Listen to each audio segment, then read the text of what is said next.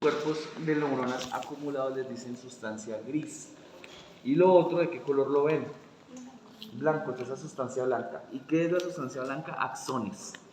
La neurona está formada por un cuerpo neuronal y una prolongación que se llama el axón, que es lo que lleva la información que traduce o que tramita, que genera el cuerpo neuronal. Y ahí está, pues, sustancia gris, sustancia blanca, cuerpos neuronales, axones. Bien, entonces la corteza está llena de cuerpos neuronales. Bien, acá ¿qué pueden ver en este cerebro? Pueden ver la aracnoides, ¿no? Eso es la aracnoides, ¿sí? La pía madre ya está bien pegada, ¿no? Acá se han hecho unos cortes. Bien. El cerebro entonces se va a poder dividir, por ejemplo, en esta región que se llama el mielencéfalo, que tiene que ver con la médula. Bueno, vamos a hacer unas divisiones más generales, ¿no? Tenemos entonces el cerebro, ¿sí? El tallo cerebral y el cerebelo.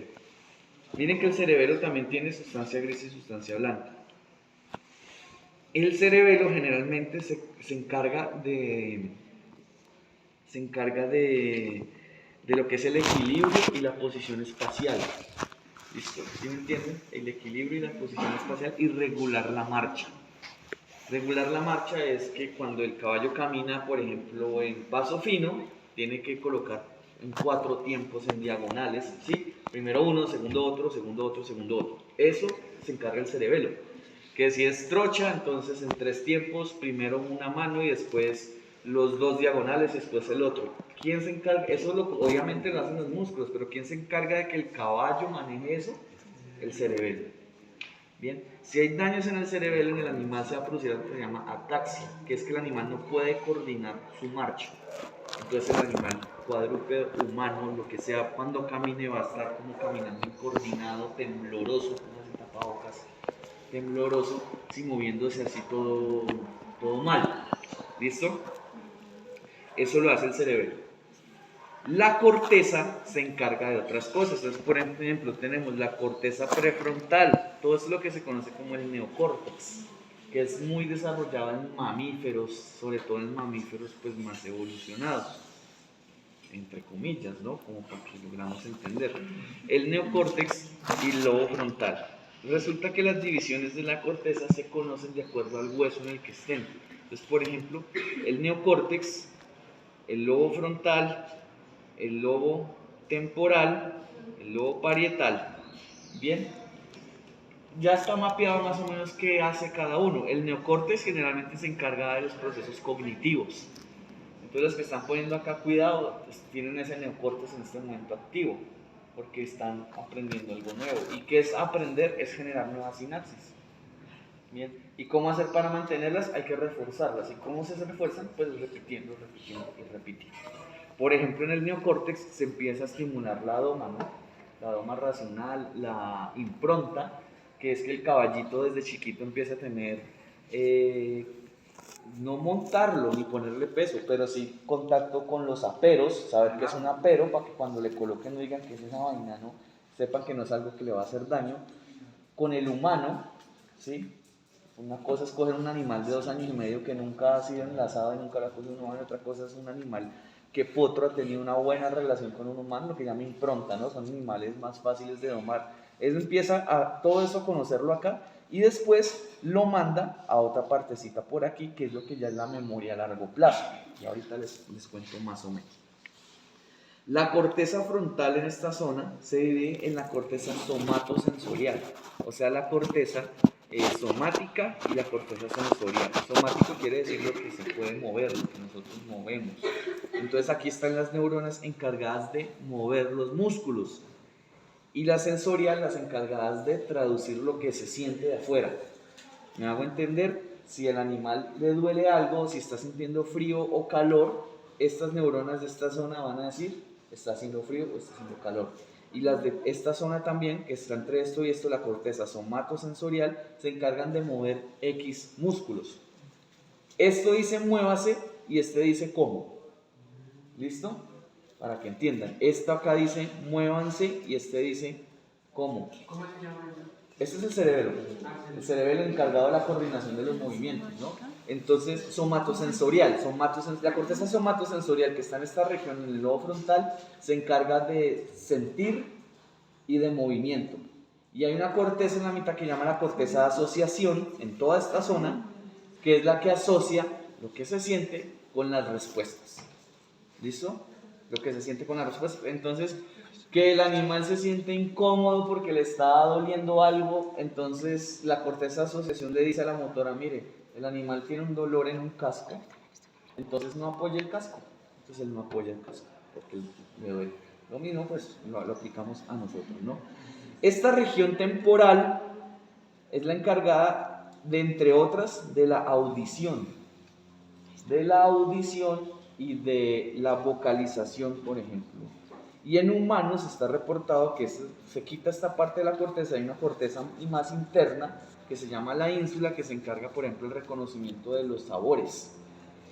¿Sí? Entonces en esta zona está la audición, el habla, la generación, digamos, de los movimientos de los sonidos, de la parte de la laringe, de los distintos sonidos, en algunos animales más que en otros, ¿no? El caballo tiene cierta cantidad de sonidos, no es una vaca, la vaca hace mu y ya. El caballo tiene más cantidad de sonidos que una vaca, pero pues no es un gato, no es un delfín. El delfín tiene que hacer un sonido propio, un lenguaje propio, hablan. Y algunos primates silban y hablan y tienen, digamos, para decir hay un depredador en el aire, tienen ciertos sonidos, y para decir hay un depredador en el piso, tienen otros sonidos. Entonces, eso se encarga esta zona. ¿Se puede decir que los perros también? El perro también tiene distintas más vocalizaciones que el caballo. Esta región se conoce como el paleocórtex. La palabra paleo, ¿a qué le suena? ¿Ah? Paleo, no paleo, no pala, paleo.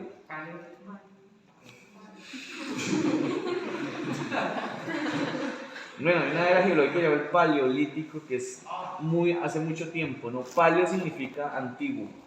Entonces esta es la corteza antigua que está ligada al tallo cerebral. Y es que esta parte de esta zona, ¿sí? El mesencéfalo y el diencéfalo, se le conoce como el cerebro reptiliano. ¿Por qué? Los reptiles tienen un cerebro como así de grande y nada más es esta vaina, una corteza muy pequeñita. Entonces esta es la parte más básica del encéfalo. ¿Qué regula todo esto? El hambre, el sueño, la sed, los movimientos explosivos, la rabia, todo eso, la agresión, ¿sí? La lujuria, todos los pecados están acá, ¿listo? Entonces, por eso, esto le dicen el cerebro reptiliano, ¿no? Comer, cagar y reproducirse, mejor dicho, está acá, ¿listo? Y este es el paleocórtex. ¿Qué diferencia hay entre el paleocórtex y el neocórtex? ¿Qué le ven? Mira, el paleocórtex y el neocórtex. No tiene, de hecho no tiene. El paleocórtex es liso y no hay circunvoluciones. ¿Listo? No hay circunvoluciones. Y está separado por este surco que se llama, de pronto lo vemos mejor, por este surco que se llama el surco rinal. El surco rinal. Ese paleocórtex entonces encontramos en la parte más rostral este palito, esta cosita que se llama el bulbo olfatorio. El bulbo olfatorio descansa en la fosa etmoidal. ¿La fosa etmoidal en qué hueso queda?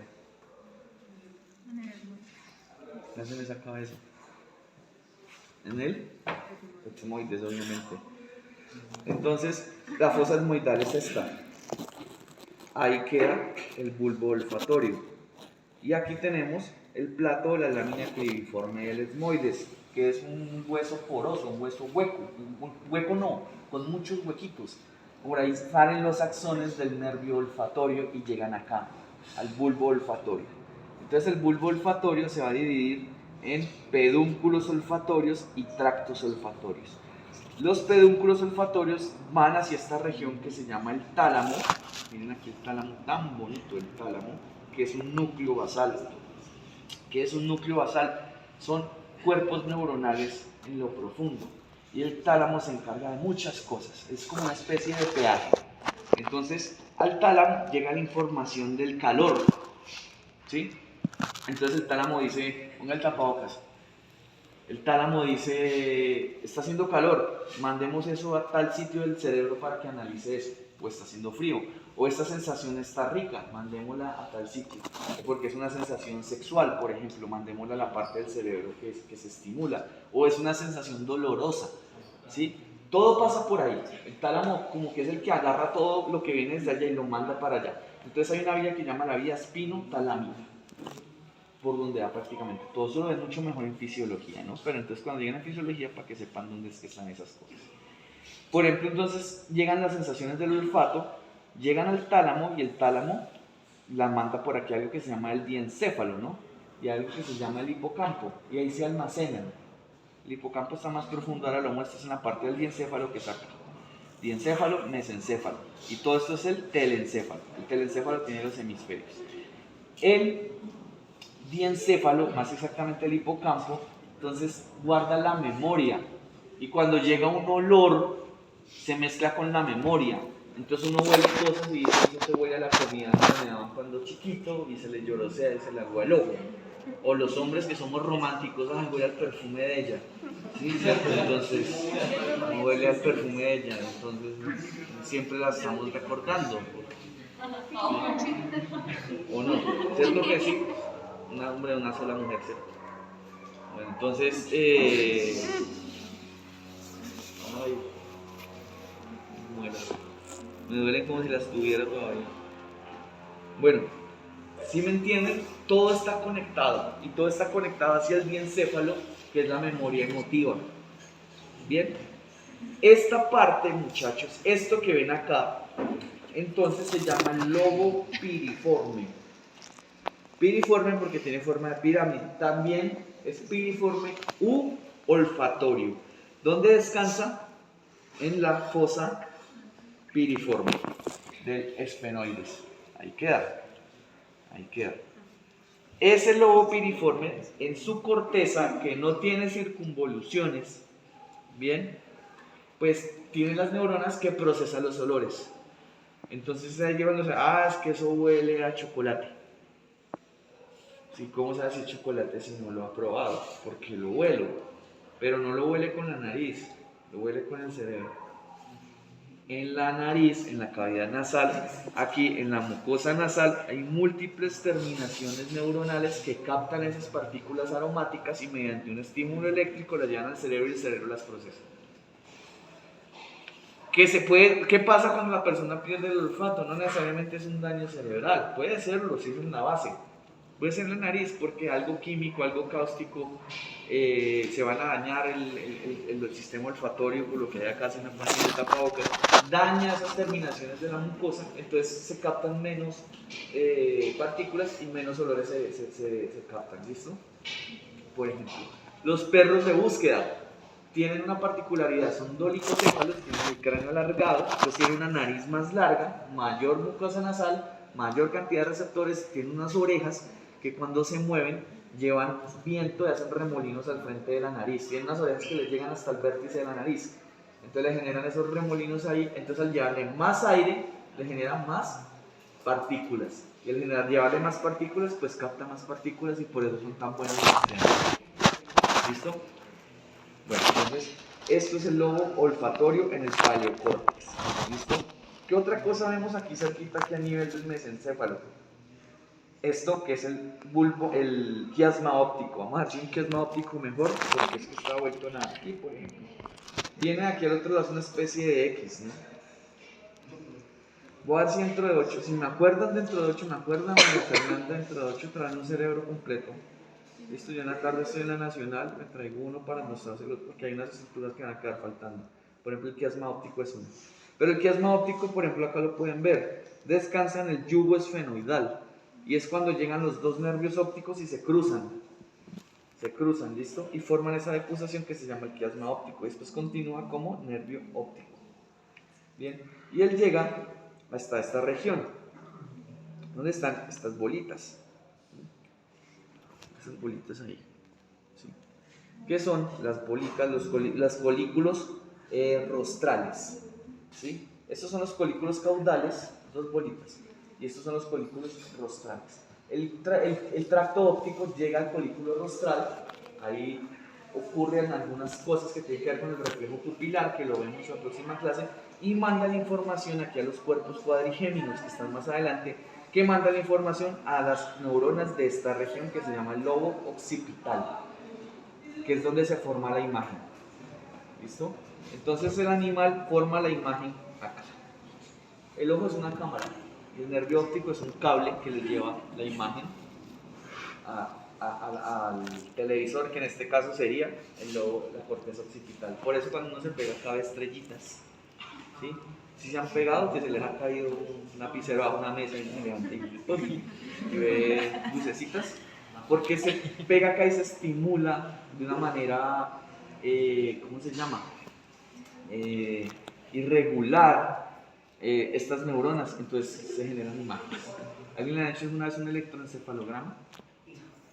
Bueno, es un estudio de la cabeza. Es un estudio de la cabeza. Ahí donde le colocan unos electrodos ahí. Y le colocan, y hay una parte en donde empiezan a mandarle una vaina eléctrica a distintas partes. Entonces uno le mandan una parte, es eso acá, ¿listo? Dato curioso. El LSD, ¿saben qué es el LSD? No. ¿Los qué? Los pájaros. ¿Cómo es? Ah, sí, los cuadritos. Sí, sí. ¿Los qué? No. Sí, el LSD estimula toda la corteza cerebral. Entonces, por eso, pues, genera lo que dicen que genera. Sí, genera lo que dicen que genera. Entre esas, por ejemplo, han habido estudios en donde explican, por ejemplo, todo este tipo de la psicodelia y los colores de los años 70. Sí, si ustedes ven imágenes o vainas de ese tiempo, lo que fue, digamos, el movimiento rock de la época y toda la vuelta, esa gente se echaba sus LSDs y empezaban a componer y creaban las portadas de los álbumes y todo eso. Y puede ser por eso, porque es que se estimulaba toda la corteza, entre eso la que más se estimula es la corteza occipital. Una cosa completamente extraña, ¿no? Bueno, seguimos acá, llegamos a la parte del mesencéfalo. En el mesencéfalo, ¿qué vamos a encontrar? Vamos a encontrar el techo o el tectum mesencefálico, que serían los colículos, ¿no? Los colículos rostrales y los colículos caudales. Los colículos rostrales, ya les acabo de decir, tienen que ver con la visión, y los caudales con la audición. Y en el medio encontramos esto, ¿sí? El acueducto mesencefálico, que es por donde drena el líquido cefalorraquídeo. El líquido cefalorraquídeo nace de estas estructuras, miren, ¿sí? Que se llaman los plexos coroideos de los ventrículos. ¿Cuántos ventrículos hay? Hay 4 ventrículos en el encéfalo. Los ventrículos laterales, uno en cada hemisferio, uno acá, el otro en el otro, son estos espacios. Bien, el líquido cefalorraquídeo sale por ahí por un agujero que llama el agujero interventricular y llega a este que le da la vuelta al tálamo. Este es el tálamo. Le da la vuelta al tálamo y se llama el tercer ventrículo. Aquí está el plexo coroideo del tercer ventrículo. Y de ahí pasa al cuarto ventrículo, que es este, el que está entre la médula oblonga y el cerebelo. Y pasan a través de esto que llama el acueducto mesencefálico. ¿Listo? El piso del mesencéfalo son los pedúnculos cerebrales, que son estos de acá. Los pedúnculos cerebrales son acúmulos de axones que comunican el mielencéfalo y el mesencéfalo con el telencéfalo, o sea, con los hemisferios, los comunican. Estos son axones. Entonces estos axones comunican el cerebelo con el cerebro, la médula con el cerebro y viceversa. ¿Listo? Por ahí va la información. El tallo cerebral no solamente... ¿Ven la importancia? ¿Qué pasa si hay daños en el tallo cerebral? No se va a desconectar, no va a llegar ni va a salir la información. Entonces, baila, chao. Hace poquito, cuando se murió, Freddy Rincón, ¿sí supieron quién era, no? Que fue el futbolista que se murió hace poquito. Él se desgarró el tallo cerebral a este nivel. A este nivel de los pedúnculos cerebrales. Se desgarró ese tallo por los movimientos que hizo la cabeza cuando se golpeó. En el informe de medicina legal, yo me lo vi porque pues me gusta mucho este tema del encéfalo. dice que llevaba mal puesto el cinturón. Entonces cuando le pegó, por eso el lado él iba manejando, entonces los movimientos esos de rotación tan fuerte, las fuerzas G, hicieron que esta vaina le hiciera así. Entonces se desgarró y le pasó esto. Por eso es que cuando él llegó había un 4% de funcionamiento cerebral. Ya no hay nada que hacer realmente. Miren, esta es la base del cerebro. Todo conecta, ¿no? Ya ven lo importante. Miren que es un puente, ¿no? Se cae el puente y se queda incomunicado todo. El único puente para llegar a Chía, digamos, y se cayó ese puente, baila. ¿Listo? Baila. Es lo mismo acá. En esta parte del tallo cerebral está todo lo basal. Esto regula frecuencia cardíaca, frecuencia respiratoria, termorregulación, digestión. Todo está acá, en el tallo cerebral. Pues todo lo básico, lo que no controlamos. Y resulta que lo que no controlamos es lo que nos mantiene vivos. ¿Qué también están? Los folículos rostrales, el tectum mesencefálico, estos. ¿Qué pasa con ellos? Ellos son los encargados del reflejo pupilar. ¿Sí? El reflejo pupilar es cuando uno le pone una luz directa al ojo, la pupila se va a cerrar porque hay mucha luz, la pupila se cierra. La otra semana vemos un poco mejor ya con imágenes en la clase teórica, la otra martes nos vamos de teoría. ¿Qué le han dicho del salón? Que lo iban a arreglar, ¿cierto? Pero ya está arreglado, ya hay ¿Sí? cortinas, ya cerra la puerta, ya. Ah, gracias. Sí, no, ya aplaudanlo. Dicen bien a toda la universidad. Sí, porquería de salón.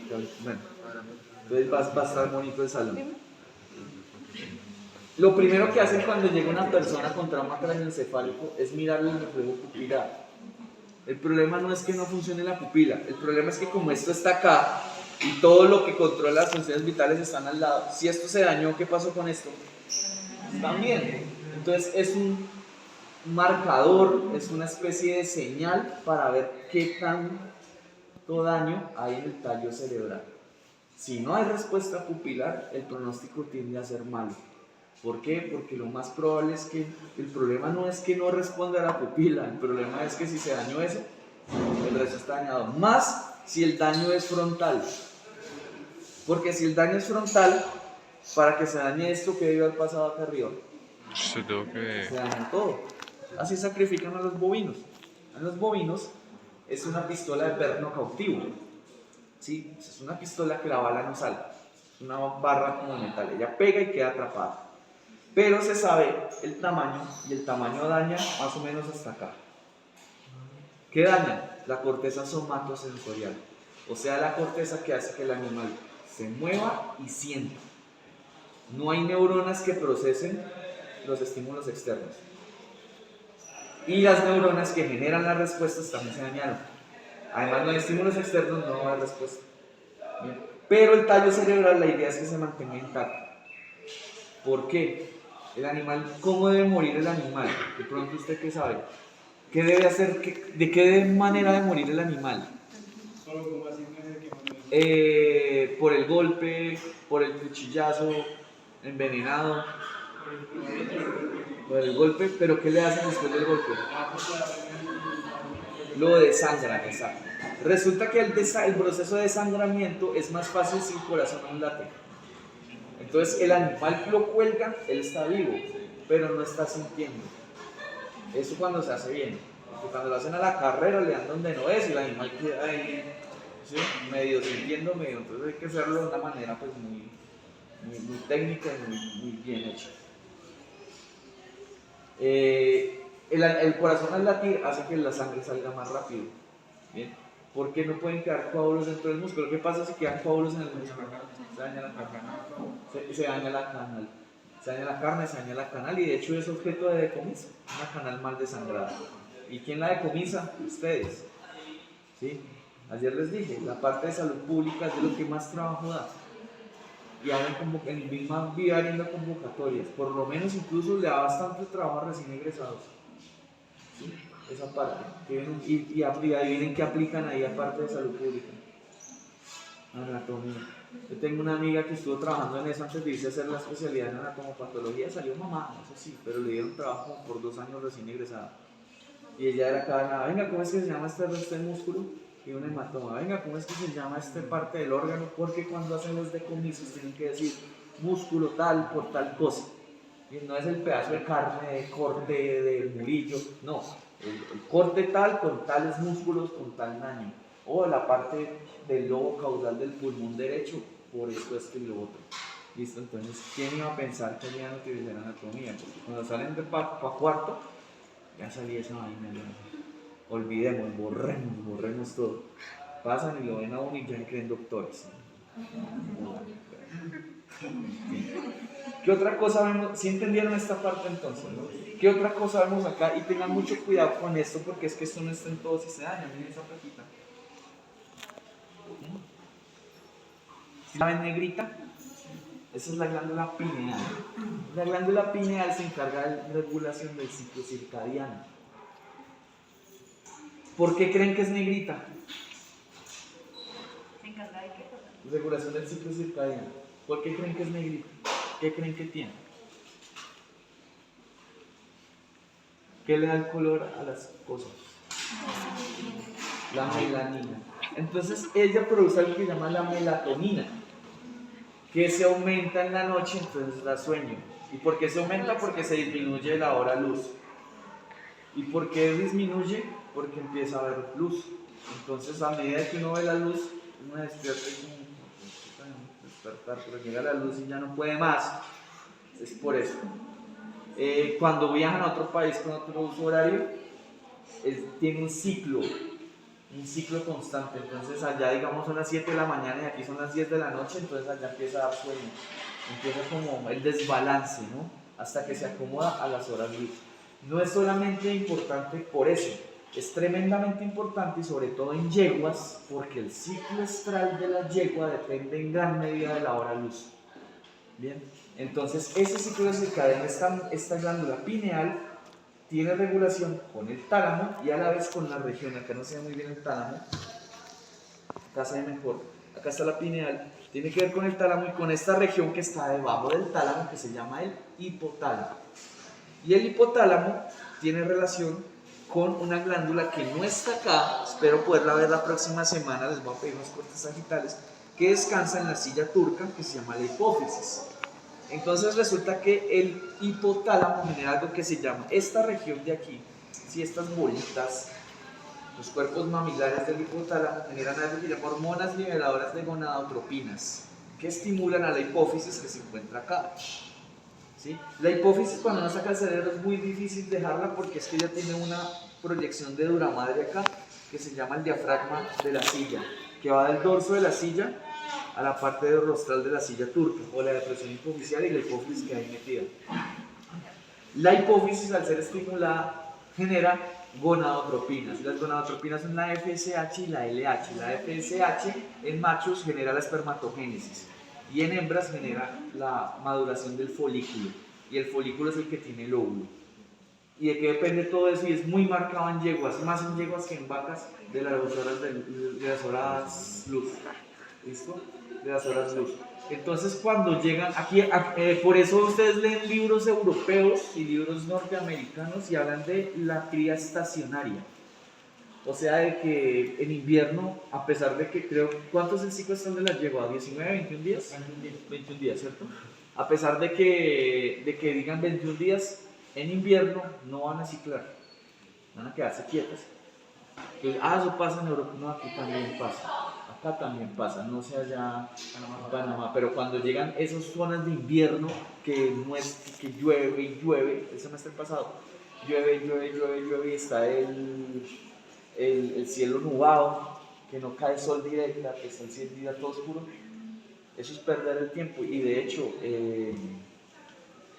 el semestre pasado pasó. Hablaba de hecho yo con el doctor Torres y le preguntaba de unas cosas respecto a unas vainas de caballos que no entendía para aplicarlo, ¿no? Aplicarlo a la anatomía. Y él me decía que en esos días lo habían llamado que para unas inseminaciones y él decía, ya, no perdamos el tiempo, es decir, perder la pajilla y perder el tiempo, esperemos que pasen unas 2 semanitas de buena luz. No es tan marcado como va a pasar en Europa, ¿no? Pero 2, 3 semanas, un mes seguido llueva como pasó el semestre pasado y como pasaba a veces, y que está como tan nublado hace que la yegua no entra en 21 días, me demore 30, 31, entonces es difícil, ¿no? Entonces hay que esperar. Todo eso gracias a esta cosita tan chiquitica. ¿Sí? O sea que esto puede valer una pajilla o muchas, ¿no? Entonces son cosas que tienen que tener en cuenta. Y miren dónde se regula. Glándula pineal, tálamo, hipotálamo y la hipófisis, que esa me queda pendiente para la próxima semana porque toca pedir mis cortes sagitales. O la próxima semana ya tenemos los cortes sagitales de sus cabezas y ahí sí va a estar la hipófisis, ¿listo? Entonces les encargo eso. Bueno, yo creo que dejemos ya así y la otra semana seguimos